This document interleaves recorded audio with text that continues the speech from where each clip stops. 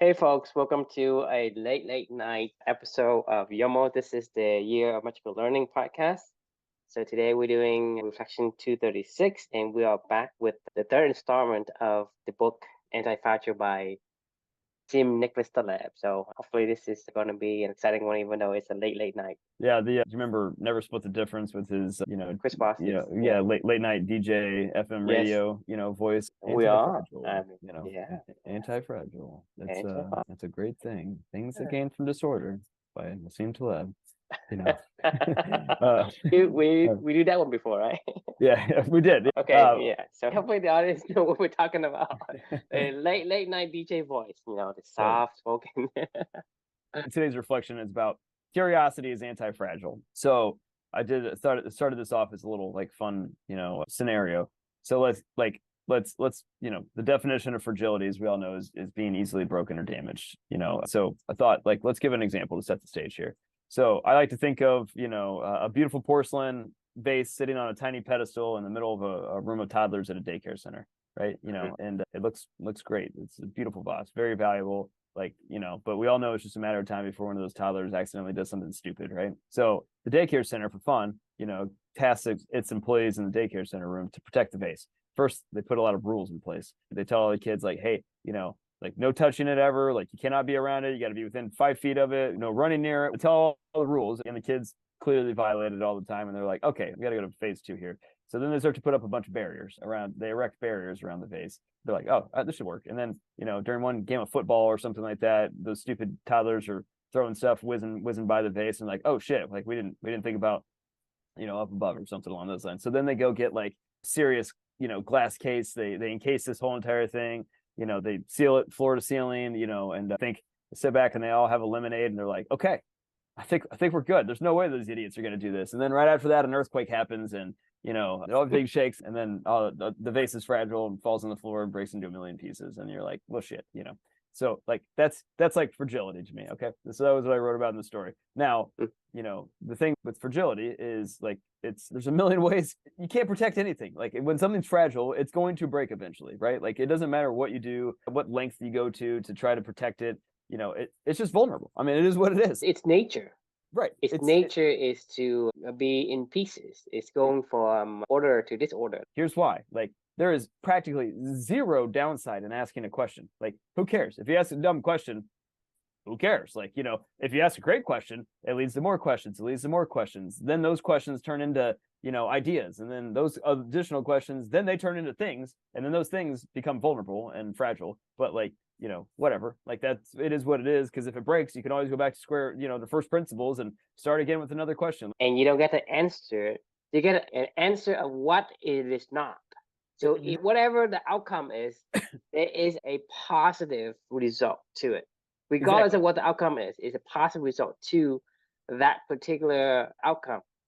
It just, like you said, if say, hey, which way is it? So if you say it's the wrong way, then that way is not the way. And so it's an information, it's value information. Even though I say, hey, that means you can say avoid that particular road or whatever piece of information that you're getting. Exactly. So I started off this journey with the question of, can I find a way to stay connected to my daughter and to be an active father in the present with my daughter, even though she's not here? That was the question that I asked. And eventually that was kind of what this all boiled down to for me. And that was the exploration that I'm on. And I've hit a lot of dead ends, but at the same time, I've hit a lot of, good areas. And we'll continue to explore this for the rest of my days, and we'll find new ways to stay connected and together. And then you and I, we asked a beautiful question together of, can we start a business with a culture first without ever having an idea? And can we then turn that into something great?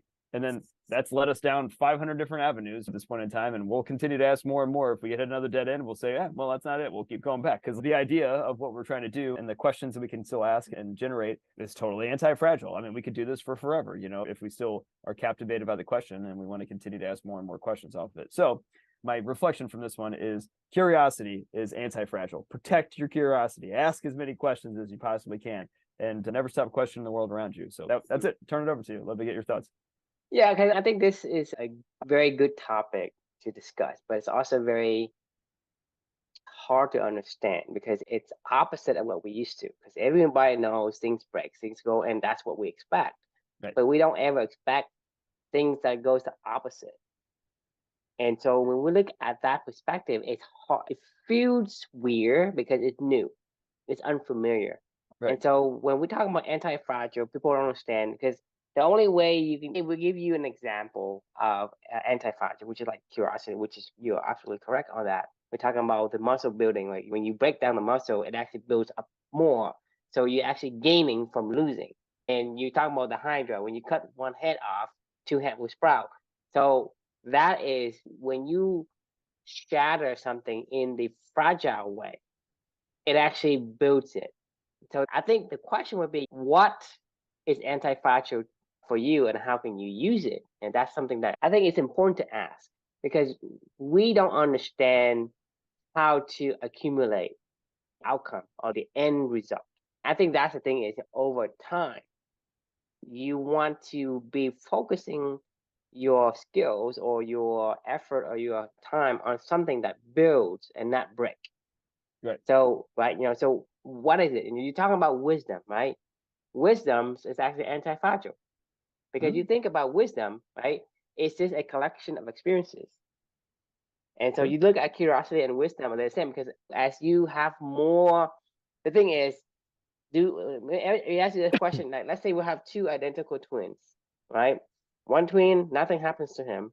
The other twin, one thing happens to him. Who has more wisdom in the end?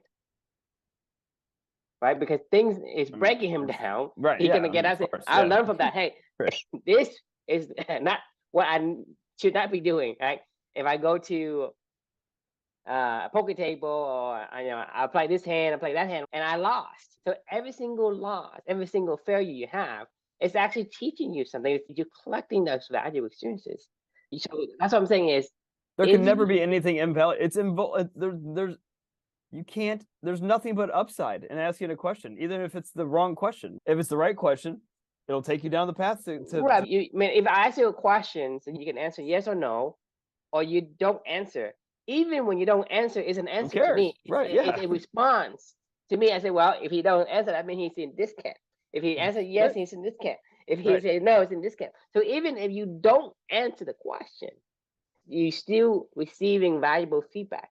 And that's what I'm saying is, if we as a collective can understand the things that are anti-fragile, what I'm saying, it is very difficult to understand. You're gonna have to slowly get it sink into your head to be able to come up with this thing because a lot of time if people are asking you what anti-fragile is, people have no idea. Right. But I'm saying is anti-fragile, it means whatever is opposite of breaking down. So whatever things happen to you, the more things happen to you, like let's say when you dig a hole, right? The more you dig, the bigger it gets.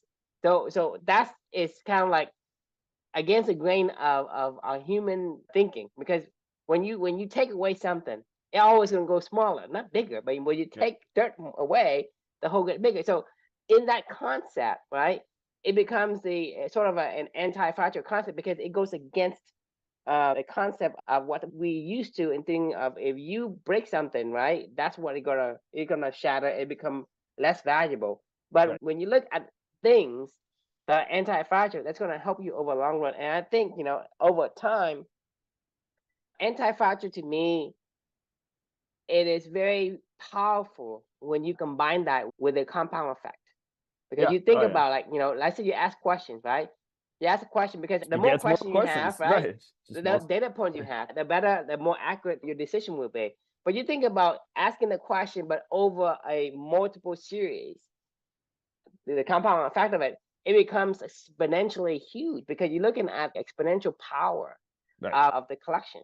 So I think if we as a company member wants to harness the power that is naturally occurring in nature, and we can understand it and be a student of the anti-fragile, we can actually use time span to benefit ourselves. And that's meaning like you look at like curiosity, like you say, exactly. If you can say, well, if I embrace the concept of curiosity, I embrace the concept of trying different things and having like expecting failures, it's going to give you tremendous wisdom in the end, and you have the utmost confidence to tackle anything that comes your way. You become more nimble, more flexible. So you look Isn't losing then anti-fragile, or failure, I guess? Is that anti-fragile? When you fail, it's anti-fragile, because the thing is, you don't learn anything when you win. Because the thing is, you win, but I have no idea what condition makes it a winner. Because if I change a slight condition, which basically in our world, you were talking about the wicked environment and the kind environment. In our world, it's a wicked environment. In wicked environment, all it means is in chaos. And so chaos is like very unpredictable. I mean, a small change, a tiny, minute change can have a huge effect. This is why people call it the butterfly effect. Right. The flap of the wing causes monsoon somewhere else. I mean, because how can a tiny flap wings of a butterfly cause a monstrous monsoon in another part of the world?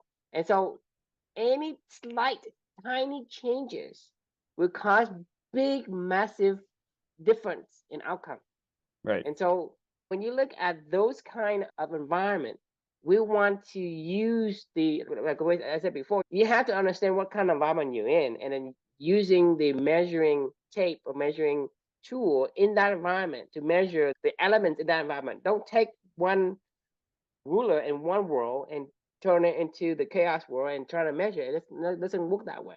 So if you think about it, when I program something, I always expect failure. I expect at least 10 failures before I say, well, I think I've exhausted enough options. And even then I know I only got like 80 or 90% of all the coverages, meaning like all the different scenarios that I can think of. I know there's at least 20% left that is uncovered. But like I said, because I expect them, what I do is I'm more flexible and nimble in approaching a problem with different solutions.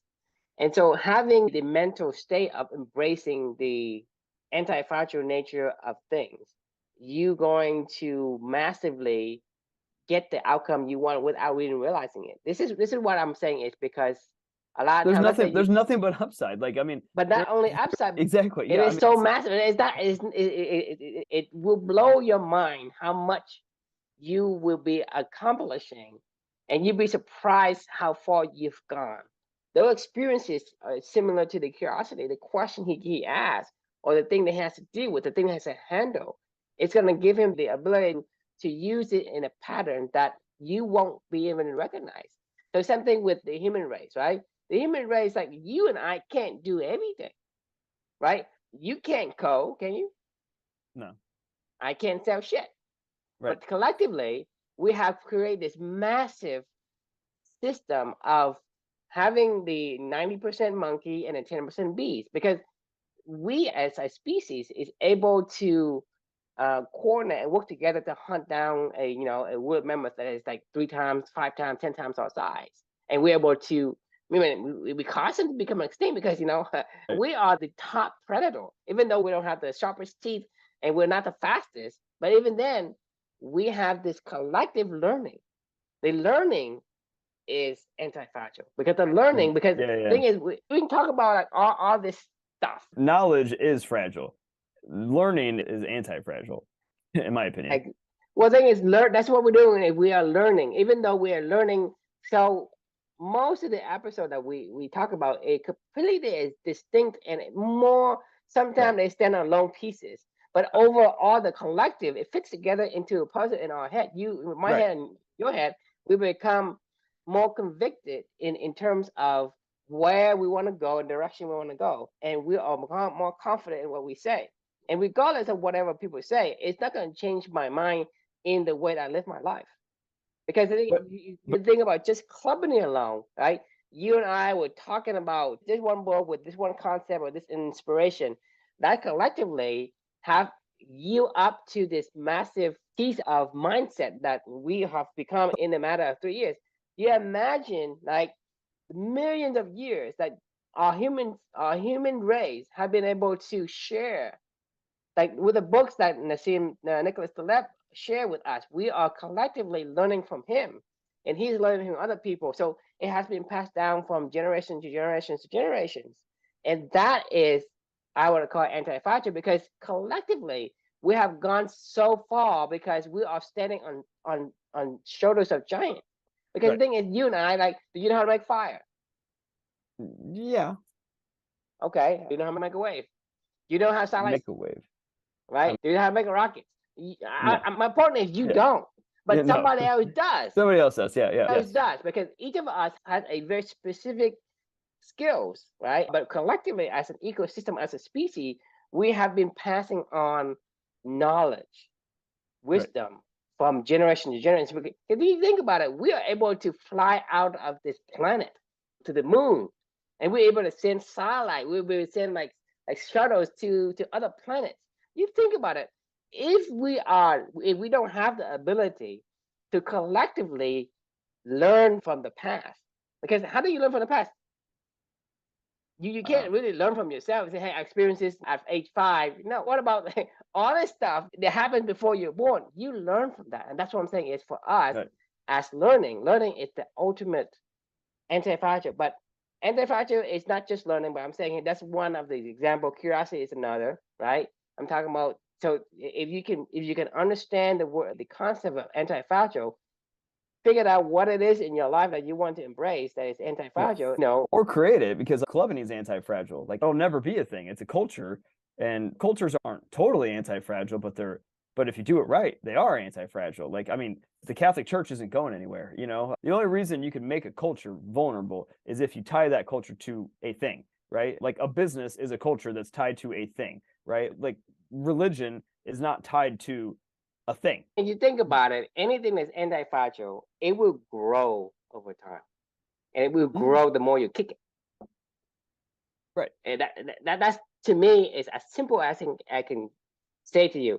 Whatever is anti-fragile, the more you put anything into it, the more it grows. You can kick it as much as you want. The more you kick it, the bigger it gets. Right. So the more questions you ask, right, the more data points you get. But it can't be a thing, is what I'm trying to say. Is well, it's not a thing. I'm saying the longer you can keep your question from becoming an idea and then becoming a thing. But it could be a thing, right? Fragile is a concept. I know. Anti-fragile is a concept, but a fragile can be a thing. A fragile could be a vase. An anti-fragile could be a hole. I told you, when you take dirt away, when you hit the dirt, right? You're gonna make the hole bigger. So, as from the perspective of a thing, a hole is a thing. I mean, you could easily collapse a hole in on itself. I mean, it's not impregnable. I mean, it's not. What I'm saying is that it's a thing. So I'm saying is anti-fragile is a concept. It is difficult to understand, but the point I'm getting is, understand this. It's going to give you an edge, right? In terms of focus your attention on things that are anti-fragile. Is kind of what. Yes, I'm saying, and so I'm saying is, I know a little bit about anti-fragile. I don't know a lot, so the example I give you might not be accurate, but you still get my point. My point is, when something, it could be a concept could be a thing. I don't know what it is, because I'm not expert in it, because I'm new to anti-fragile, as you even for he stumbled on this answer over many years of researching the randomness phenomenon, the black swan, and then the anti-fragile is his solutions to the problem of the black swan, right? So he has spent an incredible amount of time and effort into it. You and I just read the book. We need more training to be able to answer all the questions in a way that fits all the parameters. So I can say maybe a whole, but I don't know. You can't ask me right now, I don't know. But maybe in a few years I might come across something that can represent a thing that is anti-fragile. Right, and I could probably go find something in the. It's tough. I mean, it's really tough in physics, right? You're talking about a black hole or some antimatter, and it exhibits some of these properties. But like I said, we have to understand. But the premise of anti-fragile is anti, right? Anti is opposite of fragile, so it goes against the fragility. So most of what we see today is fragility. So what can we find that is not fragile, that is going against the grain of fragility? Once you find that and then focus your effort on that, it will give you a huge advantage. So that's to me, it's a lesson that I'm taking away from this lesson. You have to find that. It could be curiosity, like you say, right? Curiosity. Values are anti-fragile, is what is truthfully. Like, the more time that you invest into values, the more times they grow, and you can't take away somebody's value. Like, you know what I mean? Like, you can't. How can I?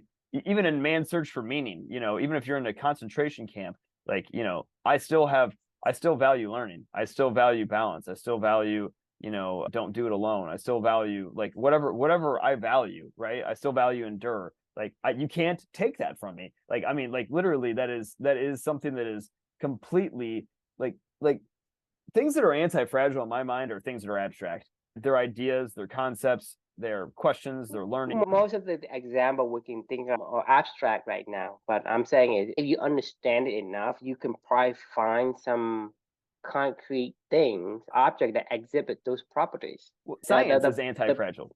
The point is that anti-fragile is the opposite of fragile. Right. And it's still hard to understand, even for me and you, right? I know what it is at some respect, but it's still scratching the surface of it. And it's hard to explain to the audience what it is and get them to understand what we mean. A lot of times we don't know what we don't know until we come across it, and then we actually test it out and say, therefore we start to slash it out, start crossing that, just like we do with how to explain clubbing to people, right? We start saying a bunch of things, but we're describing like it's still missing something, even though right? Yeah, for and sure. so we come up with these examples of what anti-fragile is.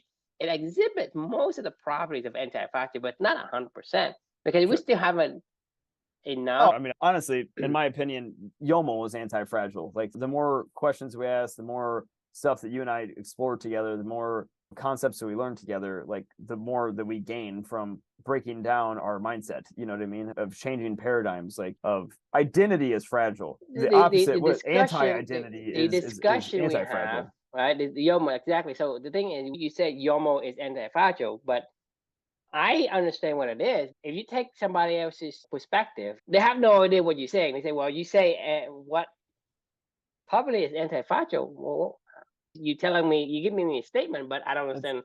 It's not a thing. I mean, the day that YOML becomes a book, I suppose that becomes a little bit more fragile at that point in time. But this is what I'm saying is, I guess the muddy water a little bit is, when we toss an idea back and forth, we basically hit it.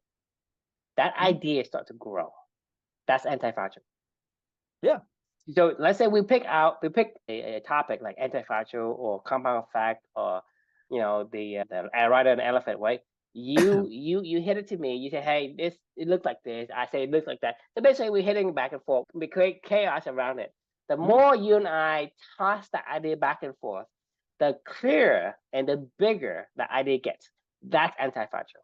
That's what we mean when we say company and YOML is anti-fragile, because what we do on here is we take anti-fragile and we discuss on that topic. Apply it to our stuff going forward, I have different perspective. I see different things, and I add it to that. The moment that you send it over to me, say, hey, what do you think about this? You basically send that idea over to my court, and I say, well, I see it this way. Well, it just added to your horizon of perspective of that particular object. And then you say something, it added to my understanding of that object. So in that sense, the more we volley back and forth this topic of whatever that was discussed, it is going to grow our understanding of that particular concept. This is why I agree that YOML is anti-fragile, because the more we do this, the more this idea or whatever become clearer and become more bigger in scope. Because the thing is, I see a small section of it, but then when I pass it to you, you see the other side,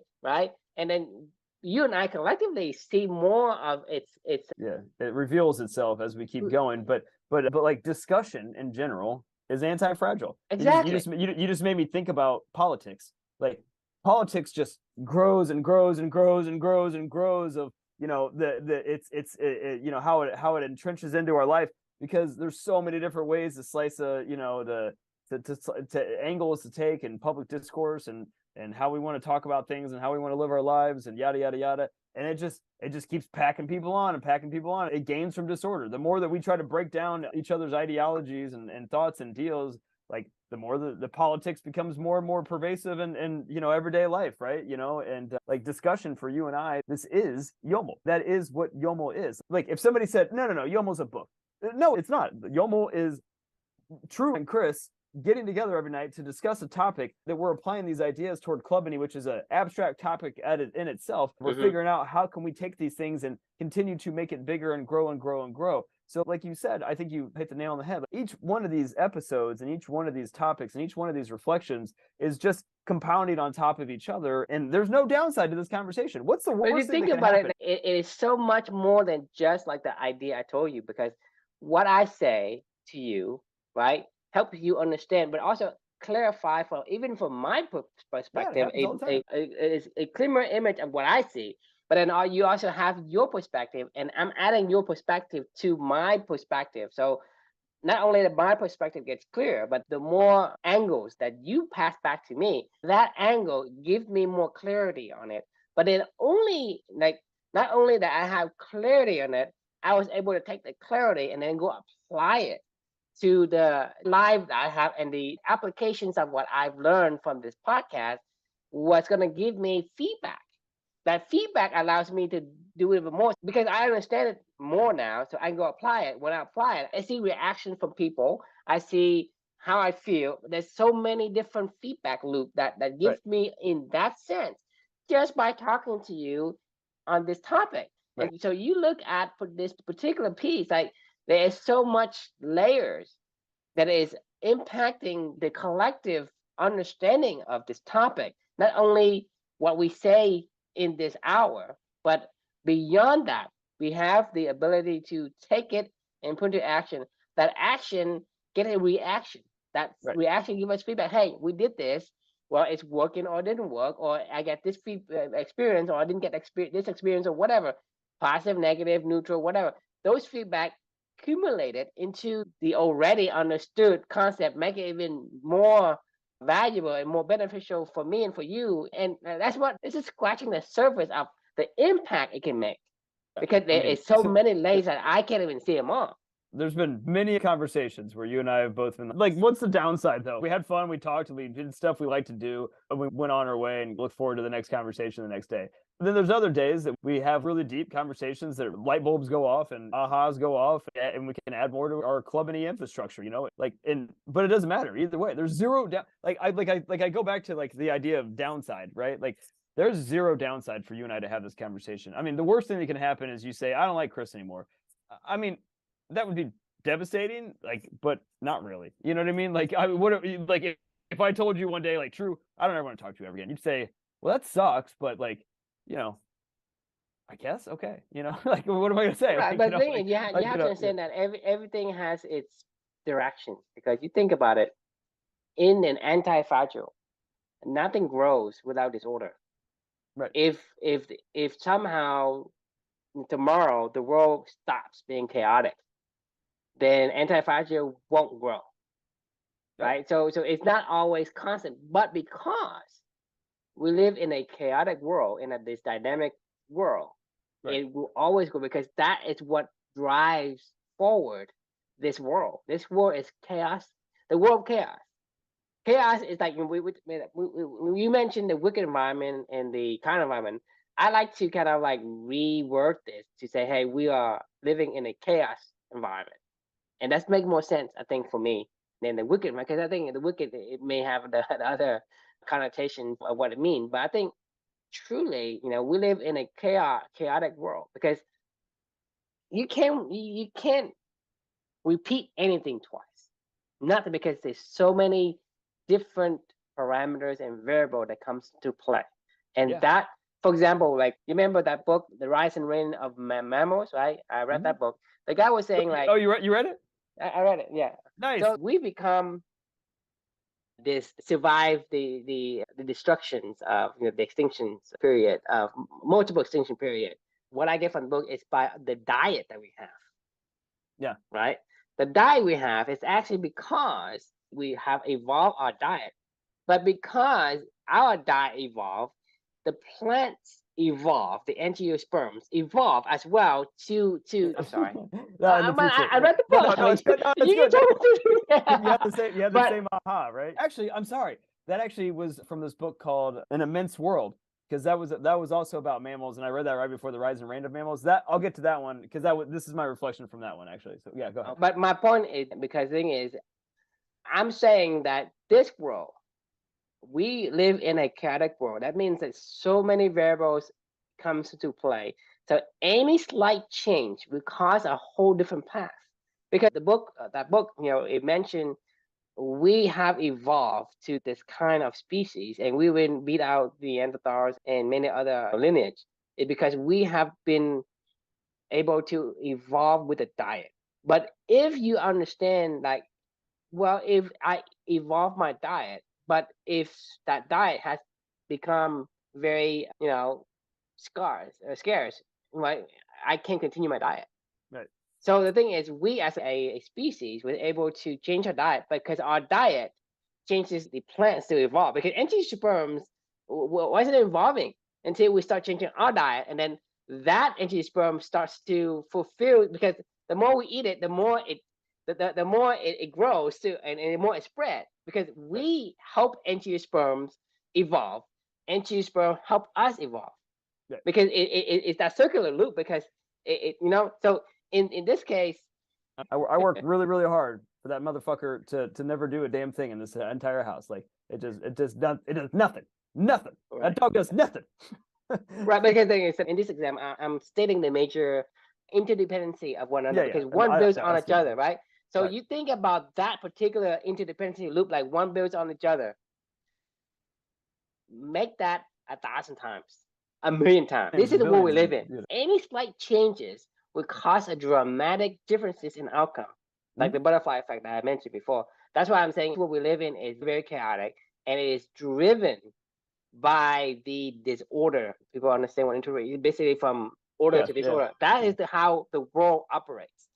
We happen to live in that world. If we go to another dimension that happen to be opposite, then you have to use fragility instead of anti-fragility, right? But because we live in this world, you're gonna have to want to embrace the thing that gains from basically it's like go down the river. You got running downhill. You think about it. This world has already been spinning in that direction. So why are you going opposite of it? Just flow down.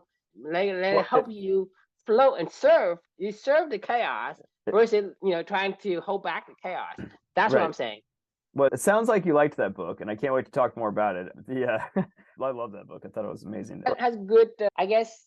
It's just like the foundational. It's the first principles almost of humanity. It's like some of these things. Like I think some of these are known knowledge, and some of them are. No, they're not. I totally disagree. You can only see trends.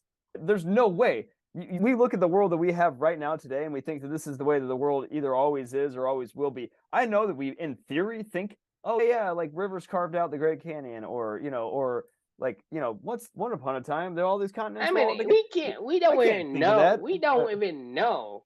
Right. Who built the pyramids? Right. And we're not even sure who built the pyramid. Somebody. Right. Right. But that's what I'm saying is, even something that we can see, we are not even sure how it got there.